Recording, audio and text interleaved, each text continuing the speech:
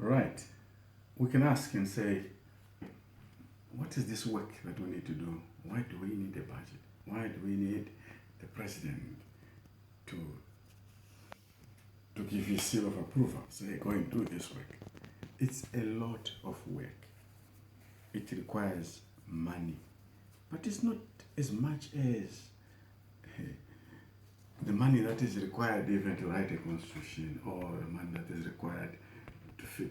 Like I mentioned before, if you spend $5 million on this, that would be a lot of money. It might not even get to $1 million. It might be more, depending on how many things you find that needs to be done. Okay, let me give you a very good example of why this job is that big. All right. To get Rhodes and his team out of Matopos to another place, you must bear in mind that kune mhiko dzakaitwa from our side. Isusu as a people, whoever was representing us, we don't want to blame. Could be Lopengula. I think he was the main man that time. But there were a lot of concessions that were signed. Apart from the right concession, where he was cheated outright, and then signed, right, and tried to repudiate it later without success, but there was an effort to repudiate it, okay? But there's a lot more other things that we did as a people. A good example, Linda Starr Jameson was initiated as an Induna. Akaitwa a leader of the Impeza. Atingati isu a regiment, kana kuti psychosis institute, a brigade. The most important one. Why was he accorded the status of an Induna? Because he successfully treated Lopengula for gout. And as a reward, he was elevated to the Induna. Pakatwa miko zakaitu, right? We need to reverse those things. And to reverse those things, we negotiate. And those who know the workings of the spiritual realm, zvinhu no negotiate, zvinobhadharwa. Havanodhimanda toda chakati kuti tibvise chakati, toda chakati kuti tibvise chakati. Zvichibhadharwa muchiinda one by one. Muchibvisa. There is a lot of things zvinenge zvida kuti muzvibvise. As we speak, Rhodes iye uripo achivigwa ipapo, takamuviga neslogan kana kuti neona yevayete. Akaiti kwavayete kureva kuti vanhu vangu vachibvumirana zvo kuti waita zvakanaka, pafa munhu mukuru, and so on. Right. But in the meantime, pari kuitwa zvinhu chiri wrong, vari kusvika panzvimbo isiriyo. You need to negotiate those things, right? Kuti zvibude out of the way. It costs money. Kuti muzonotsvaka futi imwe nzvimbo, the same story. Vana Alan Wilson and all those guys vakafa paShangani, they are there in that other one, in that same area, right? Kuti vabve ipapo, we know kuti vakamuvigwa kuGreat Zimbabwe. Nobva vazobvapo ndokuzoendeswa ikoko. Vachizi kweiko, pane mhiko dzaiitwa spiritually. There's a lot of things that went in there. Iye Jameson watiri kutaura, he died in London, but they had to move him from London to bury him there. These are serious issues. From there, the whole land is scattered. Mabhonzo evanhu vakafa, vamwe vakakandwa mumadhamu, vamwe vari mumapako, vamwe vari pai. There is a lot. But vese vanenge vanosvika moto vari papa. But to get to those people, it involves vanhu vakawanda. So it is these issues, these activities that chew up money. Because munoita process, kunzi apa pachada kubikwa zvakati, mugadzira. Zvimwe zvotorara kuti 1 week muchigadzirira, pandowa transport, pandowa zvokudya, pandowa all these things. That's what we're talking about. Why we say we need a budget to get this thing done. But at this kuti isu No, all we want is budget iripo, but inoshanda as and when it's needed. Okay, the first task comes with 10,000. Mobile is 10,000. You need a basaria. The next, all we are saying is, if I need this understanding, this job requires a budget. Yakati kure. Kuti basa racho rifambe nenguva. Risingazomiri.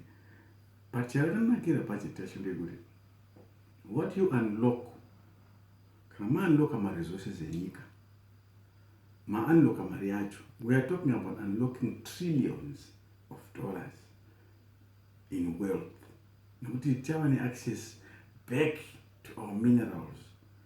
Tichava ne-control.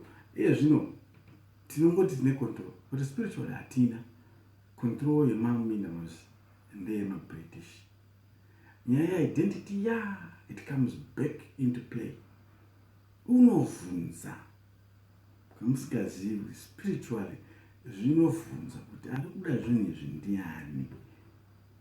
Pozondowanikwa kuti pakaitwa mhiko naye yokuti zvanenge todzokera futi kuBhaibheri ndokupiwa muenzaniso. Jacob naEsau. Vanhu vanoti Jacob akabira Esau utangwa, but hachisi chokwadi. Kana muzvitarisisa, muchaona kuti utambwe hwaEsau akahutengesa nokuda muto. Iye uyo aiziva kukosha kwoutambwe Jacob.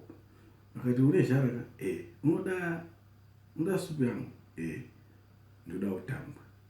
Akati utambwe hwondibetserei ndichiwazha tora. Utambwe hwakatengesewa hwanga hwakwa Jacob. But zvinhu zvatoitika kai, yava spiritual kai, zvatochinjiwa izvo. But baba havazvizivi. VaIsaac hazivi kuti uyu uri kunyarara maune Esau haadi kureva kuti inini ndatengesa utambwe. Nguva yekuti baba vavo kuzondofa, unoda kudzoka uzokerema futi utambwe huya. Baba vodedzera, ndidanhirewo dambwe rangu Esau. Ndokumupa instruction. Please go. Enda undovhima ungondibikira muto unonaka nenyama ndikokuropafadza ndisati ndafa. Haachauzi baba kuti aiwa, ini handisisiri dambwe. Dambwe ndiJacob, ndakatengesa. Unoinda. Ndiye aida kutoba utambwe hwoumwe. Jacob mai vachihwa nyaya iyi, whether by default or by design. I'm just showing you that spiritual matters, kana pakaita mhiko hadzichinji, by default or by design. Mai vakaronga nyaya vakaronga. Jacob akapfekedziswa derwe rembudzi nake akazouya kuna baba, mai vakabika varivo, make sure ndoda kuti mwana wangu yaite sei apinde. Nopasvika baba vakatira, but inzwi iri kai itasera Jacob, asi muviri ndewa Esau. Heya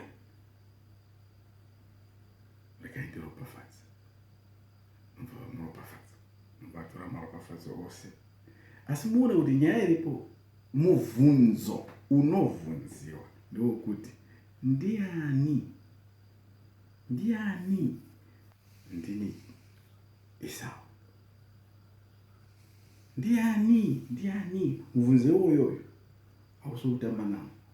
Zvomunoda izvi ndimi vanani? Zvomunoda kuita izvi ndimi vanani? Minduro. Kana musina kugadzirisa kuti mhiko idzi dzibvisiwe, kana musiri maBritish, musingatauri chirungu, hamukomborewi. Nokuti makomborero makapa varungu. Munofanira kumatora back orivhesewa, zvozikamwa kuti varidzi vezvinhu zviri muZimbabwe ndevava, kwete ganda chete. asi spiritual. Ndakaona vakomana vaitaura ndiani taunga kutakwasha akataura nezvemachina kuti anotora zvinhu muno tisino masainira and all that vachienda nazvo akati isu tiri kuti masuspect wakafamba parod unotosuspect wemuchina achinzi apfuure iwe unosuspectwa more munyika make unodeclare kuti inini handisi suspect nokuti inini ndiri muZimbabwe wakazama. This is the land of my fathers. But the contradiction yaasingaboni ndeye identity yake. Uri kuti ndiri muZimbabwe neuzere apedza izvozvo kuti ndoda kuenda kuchina nemabhaibheri vanondirambidza. Aisha iwe wakuenda zvine bhaibheri kuchina, iwe muZimbabwe wakazara bhaibheri remaisraeri, uri muisraelite here uchinomirira maisraelite iwe sani uri ambassador wemaisraelite. Ungati uri ambassador weZimbabwe uchiti chandoda kuviga kuchina ibhaibheri. Identity yako yatorashika, obvapo wojamba oenda paaltar oti ndakutaura manje muapostle, munhu wese unoopposa faith yemabelievers uchafa and so on. Uri papi apa macharamba vakamboita same thing, vakaimba kuyo Africa restore your identity. Beautiful song, well inspired. Sezvino gare problem iya yatsokazve. Jesus Christ died for you. Africa, Jesu Kristu wafira Africa pakizve. Zvamamboti restore identity ya Africa ine chekuita naJesu Kristu weNazareth. You see, this confusion in our identity is our problem. Katisina identity, hapana chatinobata chinobuda, tinongoswerera, tichingotenderera, tichingoita forensic audit after another audit after another audit, unearthing corruption. Every newspaper ringovhura kwaitwa unearthing corruption, kwaitwa forensic audit, kutonakizwa kwemashoko acho, kwaitwa corruption, kwaitwa kurikuitwa forensic audit. Everywhere, I'm audit every ministry, every parastatal, everywhere. Why? Nekuma diamonds kune forensic audit futi. Kungotsvaka kuti wakazobandia. Kozvi inombobiwa seiko? Vana vanomboba seiko? Havazivi here kuti ndiva nani? Munoba zvinhu zvenyu hamunyari here? Murega kuba kana musingazivi ndezvani. Hamugoni kuzvidazvo. Saka tiri kuti problem yamunoona iyi haisolvewo nemajere, haisolvewo nemaforensic audit, inosolvewa nokugadzirisa identity yavanhu, vova nepride yokuti ndivo vanani, tisu vana mukanya, hatidai, hatibi, tisu vana nhingi, hatiitizvi, tisu maZimbabwe, hatiiti zvinhu mutoo uyu. Isu toziva kuti kana mukainstituta midzimu yenyu ikapinda panzvimbo dzavo, umwe neumwe mudzimu uri answerable kune zvinoitika mumhuri mayo. Midzimu yenyu inogariswa matare, kumatare edzimbabwe, vana vakuimba 5 inhema, umwe neumwe unogadzirisa vana vake. Zvinopera izvo, hamumbozogariri kuita maforensic audits atiri kudzingana nawo. Tigoswera tidzingana nemapound notes, tigoitisana nharo, tigotukana pamusoro pemapound notes, tigoswerera kutopedza mari, vanhu vachiita maworkshop nemameeting nekudiscuss mapound notes. Tomadiko unofunga kwatinahwo. When our country is producing, when we are mining our own mineral, we won't need these time wasters kugarira pasi kuswera tichitaura izvozvo kuti twese mapound notes here kana kuti kwete here, anobetserei here, zvakadini. Yanguva politics and politicking, because we don't know who we are. Until we know who we are, we will never overcome this problem. Ndosaka mudenga akataura kuti kana tikasagadzirisa zvinhu izvi, we stand a very, very big chance of being recolonized. We stand a very, very big chance of being recolonized. It's so close, very close. Nokuti vana vakabiwa vari ikoko ndo vachaita handover nyika back kumacolonize, because they will tell you kuti better vauye vaiteivo, isu hatisi zvedu, better tive nahwa, asi chika chikuta. Imi mose moinda mofa, nguva ichangosvika yekufa. Moinda generation yese vanhu vakuru mosiya isusu kwere, tosara toitengesa nyika yacho nokuti havasi kuda zvesuffering vana. But the problem is hamuna kuvasiyira nhaka ye their true identity. Nanhasi munongoramba muchingotsikirira kuti maKristu, maJudha vanofanira kuramba vachizviita maJudha, vakatoigwa nyasha naMwari kuti vatogwe from mutema, chinhu chinovengwa naMwari, muntu toda kuti munhu ari maJudha. Tadzokorora Mwari haana rudzi kuri favorite, haasi munhu. Itsika dzavanhu dzokufevha idzo, Mwari haana favor. Mwari haana genealogy, haana dzinza rokuti ndewe dzinza rokwanhingi. Haasi Mwari, une dzinza munhu. Mwari haafi, hakuna Mwari unofira zvivi zvavanhu. It's not possible. God does not die. Idzo nhema idzodzo dzinongogamuchirwa nemufaro sokunge ichokwadi. Ukatotaura izvo kuti Mwari haafi, zvoita sokutoti iwe ndiwe wareva nhema, wati Mwari wakafa nekutaura chokwadi. Mwari haafi. MaZimbabwe, musaudziwa nezvaMwari wakafa akamuka, mungokabira kuti Mwari wakafa achifira ini akazomuka. Hatidi. Mwari unofa achimuka, Mwari haafi. Achifa kwavo kumaIsraeri ikoko, ngaafe ikoko, achimuka ikoko. Musika vanhu haafi. Ndatenda zvangu. Saka ndiro basa riri pamberi pedu ratinofanira kuita. Chititenderai kushungoye, ndimi muna masimba, ndimi munotonga. Tatisu hakuna kana solution zvokwadi zvedi katidzoka paprinciple ingaitwa outside the involvement yakushungo. Kamusina kutipa imwe go ahead kuti endai mundoita, hatiendi kundoita, tinongoramba nyika yakadai. Asi kana mukatipa mukana, zvichidanai tiuyeko totaurirana, tokupai roadmap yacho kuti basa riripo rinoitwa so toenda tondoriita. Nevanofanira kuva involved, tokuudzai kuti vanofanira kuita basa iri nevava, kwete kuti makapusa, kwete kuti vanoziva ayo. Ndosaka uchinzi kuwanda uuya, chinoonekwa neumire uko chinogona kubetsera vagere uko. Saka pamuri ipapo hamungaoni zvose, zvimwe toonawo isu tokubetserai.